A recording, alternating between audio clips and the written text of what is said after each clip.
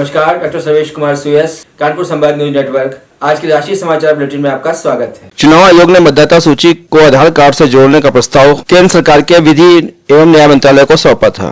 कानून और न्याय मंत्री ने लोकसभा में बताया कि यह मामला सरकार के समक्ष विचाराधीन है, जल्दी इस पर फैसला लिया जाएगा। अब वोटर आईडी का कार्ड आधार से जोड़ दिया जाएगा। नए आवेदक बिना आधार के अब वोटर आईडी के लिए आवेदन नहीं कर पाएंगे। मोदी कैबिनेट की बैठक में बुधवार को कई अहम फैसले लिए गए। इनमें समग्र शिक्षा स्कीम 2.0 लागू करने का बड़ा फैसला शामिल है। समग्र शिक्षा योजना 2.01 अप्रैल 2021 से 31 मार्च 2026 तक लागू रहेगी। देश में एक बार फिर से कोरोना के मामलों में बढ़ोतरी दर्ज की जा रही है।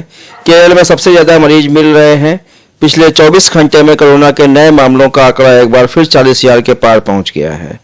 दिल्ली सरकार ने आम आदमी को राहत देते हुए कोरोना टेस्ट दरों में काफी कटौती की है। RT-PCR टेस्ट की कीमत अब 300 रुपए रखी गई है। वहीं रैपिड एंटीजन डिटेक्शन टेस्ट पर भी 300 रुपए का खर्च आएगा। इसकी घोषणा मुख्यमंत्री अरविंद केजरीवाल ने नई दिल्ली में आज पत्रकारों के सामने की। यूपी में कल अन्न महोत्सव का आयोजन किया जाएगा। जिले के अलग अलग हिस्सों में 24 चुनिंदा राशन दुकानों पर सांसद, विधायक, महापौर, जिला पंचायत अध्यक्ष, ब्लॉक प्रमुख और भाजपा के वरिष्ठ पदाधिकारी राशन की दुकानों में पहुंचकर राशन वितरण कार्यक्रम में हिस्सा लेंगे। हर सरकारी राशन दुकान पर 100 लाभार्थी बुलाने के निर्देश दिए गए हैं। 5 अगस्त को निःशुल्क राशन वितरण के 3 माह पूरे होने पर अन्न महोत्सव मनाया जाएगा।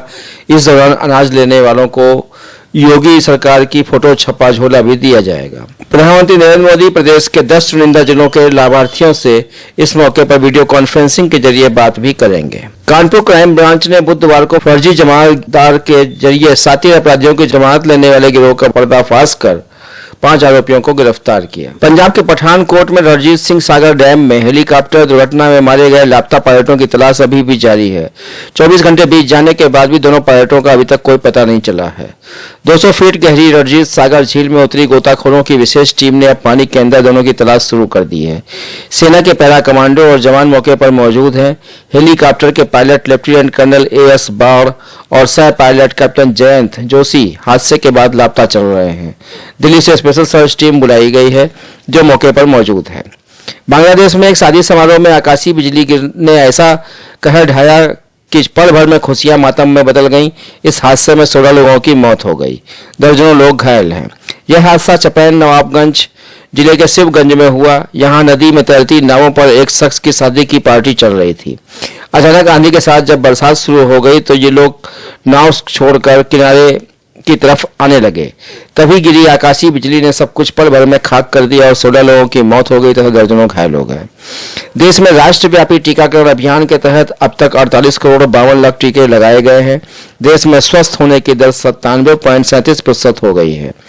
योगी सरकार फिरोजाबाद का नाम बदलकर अब चंद्रनगर करने की तैयारी कर रही है। सीमा सड़क संगठन BRO ने पूर्वी लद्दाख में दुनिया के सबसे ऊंचे स्थान पर सड़क का निर्माण कर एक नया रिकॉर्ड बनाया है। उमलिंगला दर्रे के पास इस सड़क का निर्माण 19,300 फीट ऊंचाई पर BRO ने किया है। अब एक ब्लैक टॉप भी सड़क से जुड़ गया है। हिंदी डोगरी की सुप्रसिद्ध वरिष्ठ रचनाकार और संगीत नाटक अकादमी से पुरस्कृत पद्मा सचदेव का 81 वर्ष की उम्र में आज निधन हो गया। साहित्य अकादमी नई दिल्ली ने आज एक विशेष बैठक बुलाकर उन्हें अपनी श्रद्धांजलि भी अर्पित की। पश्चिम बंगाल के 3 जिलों हुगली, पश्चिम मिदनापुर और हावड़ा में बारिश ने तबाही मचा दी है। इन जिलों में 200 से अधिक गांव बाढ़ का सामना कर रहे हैं। यहां 3 दिन में 300 मिलीमीटर से ज्यादा बारिश दर्ज की गई है।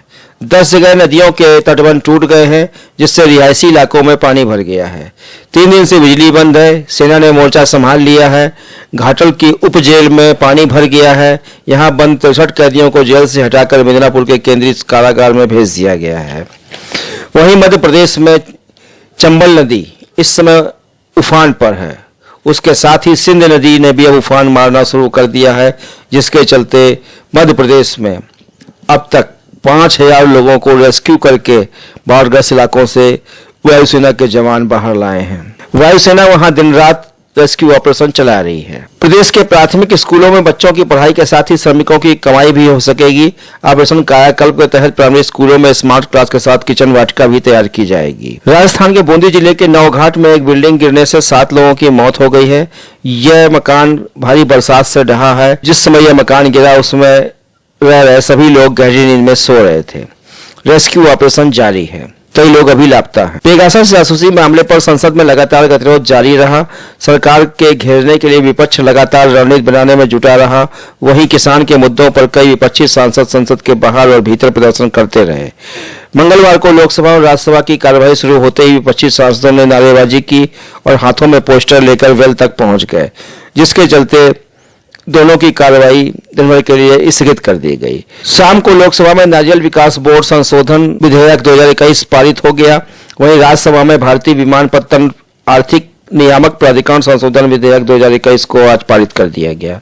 विपक्ष के हंगामे के चलते लोकसभा और राज्यसभा की कार्रवाई गुरुवार 11 बजे तक के लिए स्थगित कर दी गई। बिहार के नालंदा जिले में जमीनी विवाद में एक ही परिवार के 6 लोगों की गोली मारकर हत्या कर दी गई। अफगानिस्तान के हेलमत प्रांत में तालिबान और अफगान सेना के बीच लड़ाई तेज हो गई है। तालिबान हेलमत प्रांत की राजधानी लश्करगाह में दाखिल हो चुका है, जहां उन्होंने सरकारी रेडियो और टेलीविजन के प्रांतीय कार्यालय पर कब्जा कर लिया है और 20 साल बाद यहां अपना प्रसारण शुरू कर दिया है। इसके अलावा गवर्नर हाउस और शहर के अन्य संवेदनशील इलाकों में अफगान सेना और तालिबान के बीच भीषण झड़पें जारी हैं।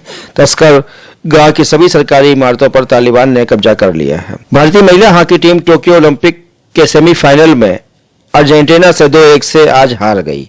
सेमीफाइनल में भारतीय महिलाओं ने वर्ग नंबर 2 अर्जेंटीना के खिलाफ शानदार खेल का प्रदर्शन किया, लेकिन फाइनल में नहीं पहुंच सकी। अब कांस्य पर ही उसकी नजर है। प्रधानमंत्री नरेंद्र मोदी ने टीम की प्रशंसा करते हुए कहा कि हमारी महिला हॉकी टीम ने साहस के साथ खेला, हमें टीम पर नाज है। अगले मैच और भविष्य के लिए शुभकामनाएं। टोक्यो ओलंपिक में लवलीन ने आज कांस्य पदक जीतकर भारत के खाते में डाला। कृषि कानून पर आज संसद के गेट नंबर 4 पर 2 सांसद आपस में ही भिड़ गए। कांग्रेस सांसद रवनीत सिंह बिट्टू और शिरोमणि अकाली दल की सांसद हरसिमरत कौर बादल के बीच मीडिया के सामने ही कृषि कानूनों को लेकर तीखी बयानबाजी हुई, जिसमें बिट्टू ने आरोप लगाया कि जब संसद में बिल पास हो रहा था तब आप उसमें शामिल थीं और अब तमाशा बनाकर बैठी हुई हैं। भारतीय पहलवान रवि दहिया टोक्यो ओलंपिक में कुश्ती के फाइनल में पहुंच गए हैं। दूसरे पहलवान दीपक पूनिया सेमीफाइनल में हार गए हैं, मगर वो अब कांस्य पदक के लिए रेस में दावेदार रहेंगे। मिस्र के अथाह सागर में लापता शहर मिला है, जिसके तहत दुर्लभ खजाना और सैकड़ों साल पुराने अनमोल फल की तलाश पूरी हो गई है। यह बस्ती आज भी समुद्र के अंदर सुरक्षित है। दिल्ली की पुरानी नागर बस्ती तक आने वाले सभी रास्तों को 1 अगस्त की रात से ही सील कर दिया गया था। इस इलाके में लोग तभी से सड़कों पर जमे हैं जब बस्ती के लोग पीछे हटने को राजी नहीं हैं। इनकी मांग है कि उनकी बस्ती के 9 साल की बच्ची की हत्या में शामिल लोगों के खिलाफ दायर मामले का निष्पादन फास्ट ट्रैक कोर्ट में किया जाए, ताकि पीड़ित परिवार को इंसाफ मिलने में देर न हो। उसकी बेटी की चिता शमशान घाट को बंद करके रात में चुपचाप जला दी गई है। इसमें शामिल सभी लोगों को तत्काल गिरफ्तार कर जेल भेजा जाए। अध्यक्ष दिल्ली ने आज पीड़ित परिवार को 5 लाख की मदद दी। आज की राष्ट्रीय समाचार बुलेटिन में बस इतना ही। धन्यवाद। शुभ रात्रि।